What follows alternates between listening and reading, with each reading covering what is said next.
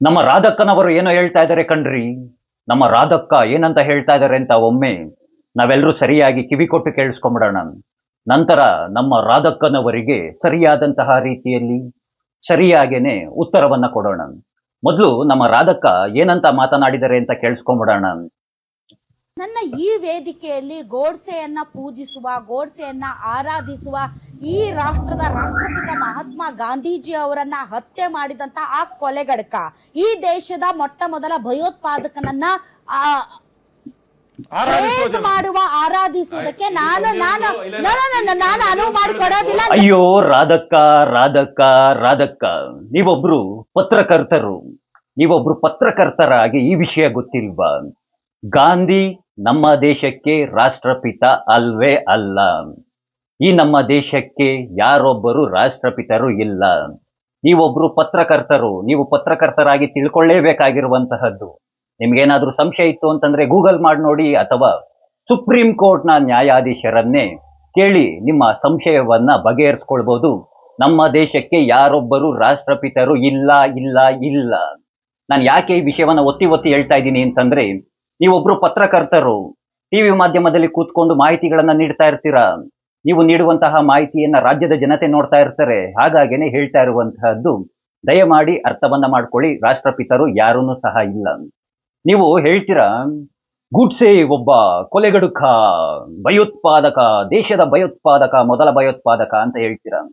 ಸರಿ ರಾಧಕ್ಕನವರೇ, ನಾನು ಒಂದೆರಡು ಪ್ರಶ್ನೆಗಳನ್ನ ಕೇಳ್ತೀನಿ, ಅದಕ್ಕೆ ದಯಮಾಡಿ ಉತ್ತರವನ್ನ ನೀಡ್ಬಿಡಿ. ಅಂಬೇಡ್ಕರ್ ಅವರ ಮಾತನ್ನ ಕೇಳದೆ, ಏನ್ ಹೇಳಿ, ಅಂಬೇಡ್ಕರ್ ಅವರ ಮಾತನ್ನ ಕೇಳದೆ, ಅಂಬೇಡ್ಕರ್ ಅವರ ಮಾತನ್ನ ಧಿಕ್ಕರಿಸಿ ಫುಲ್ ಎಕ್ಸ್ಚೇಂಜ್ ಅನ್ನ ಮಾಡದಲ್ಲೇನೆ ಲಕ್ಷಾಂತರ ಹಿಂದೂಗಳ ಸಾವಿಗೆ ಕಾರಣಕರ್ತರಾದಂತಹ ನೆಹರು ಮತ್ತೆ ಗಾಂಧಿಯನ್ನ ನಾವುಗಳು ಏನಂತ ಕರಿಬೇಕು? ದೇಶದ ಜನತೆ ಏನಂತ ಕರಿಬೇಕು? ದಯಮಾಡಿ ಉತ್ತರವನ್ನ ನೀಡ್ತೀರಾ, ಏನಂತ ಕರಿಬೇಕು ಅಂತ? ಸಾವಿರಾರು ಸಿಖ್ಖರ ಸಾವಿಗೆ ಕಾರಣಕರ್ತರಾದಂತಹ ಇಂದಿರಾ ಗಾಂಧಿಯವರನ್ನ ಏನಂತ ಕರಿಬೇಕು? ಏನಂತ ಕರಿಬೇಕು ದೇಶದ ಜನತೆ? ದಯಮಾಡಿ ಉತ್ತರವನ್ನ ನೀಡ್ತೀರಾ? ಸಾವಿರಾರು ತಮಿಳಿಗರ ಸಾವಿಗೆ ಕಾರಣಕರ್ತರಾದಂತಹ ರಾಜೀವ್ ಗಾಂಧಿ ಅವರನ್ನ ಏನಂತ ಕರಿಬೇಕು? ಏನಂತ ಕರಿಬೇಕು? ರಾಧಾ ಹಿರೇಗೌಡರವರೇ, ದಯಮಾಡಿ ಉತ್ತರವನ್ನ ನೀಡ್ತೀರಾ? ಈ ನಿಮ್ಮ ಉತ್ತರದ ನಿರೀಕ್ಷೆಯಲ್ಲಿ ದಯಮಾಡಿ ನಾವೆಲ್ಲರೂ ಸಹ ಕಾಯ್ತಾ ಇದ್ದೀವಿ. ಹಾಗೆ ನಿಮ್ಮ ಬಳಿ ನಾವು ಹೇಳುವಂತಹದ್ದು, ನಿಮಗೆ ಯೋಗ್ಯತೆ ಅನ್ನೋದು ಏನಾದ್ರೂ ಇತ್ತು ಅಂದ್ರೆ, ನಾನು ಇದನ್ನ ನೇರವಾಗಿ ಹೇಳ್ತೀನಿ, ನಿಮಗೆ ಯೋಗ್ಯತೆ ಅನ್ನೋದು ಏನಾದ್ರೂ ಇತ್ತು ಅಂತಂದ್ರೆ, ನಿಮ್ಮ ಟಿವಿ ಮಾಧ್ಯಮದ ಮೂಲಕವಾಗಿನೇ ಇಡೀ ರಾಜ್ಯದ ಜನತೆಗೆ ತಿಳಿಸುವಂತಹ ಕೆಲಸವನ್ನ ಮಾಡಿ. ಗಾಂಧಿಯನ್ನ ಗೂಡ್ಸೆ ಯಾಕೆ ಕೊಂದದ್ದು ಅಂತ ತಿಳಿಸಿ ಹೇಳ್ತೀರಾ? ಯಾಕೆ ಕೊಂದದ್ದು? ಯಾವ ಉದ್ದೇಶಕ್ಕೆ? ಯಾವ ಕಾರಣಗಳಿದ್ದೋ ಗಾಂಧಿಯನ್ನ ಗೂಡ್ಸೆ ಕೊಲ್ಲೋದಕ್ಕೆ ಅಂತ ತಿಳಿಸಿ ಹೇಳ್ತೀರಾ? ಪ್ರತಿ ಬಾರಿ ಒತ್ತಿ ಹೇಳ್ತಿರಲ್ಲ, ಕೊಲೆಗಾರ, ಭಯೋತ್ಪಾದಕ ಅಂತ. ತನ್ನ ಮನೆಗಾಗಿ, ತನ್ನ ಆಸ್ತಿಗಾಗಿ, ನನಗೆ ಯಾವುದೋ ಆಸ್ತಿ ಬರಲಿಲ್ಲ, ತನ್ನ ಮನೆಗೆ ಯಾವುದೋ ಒಂದು ಹಣ ಬರಲಿಲ್ಲ, ತನ್ನ ವೈಯಕ್ತಿಕ ಉದ್ದೇಶಕ್ಕಾಗಿ ಕೊಲ್ಲಿಲ್ಲ, ಕೊಲೆಯನ್ನ ಮಾಡಲಿಲ್ಲ, ದೇಶದ ಭವಿಷ್ಯಕ್ಕಾಗಿ ಹತ್ಯೆಯನ್ನ ನಡೆಸಿದ್ದು.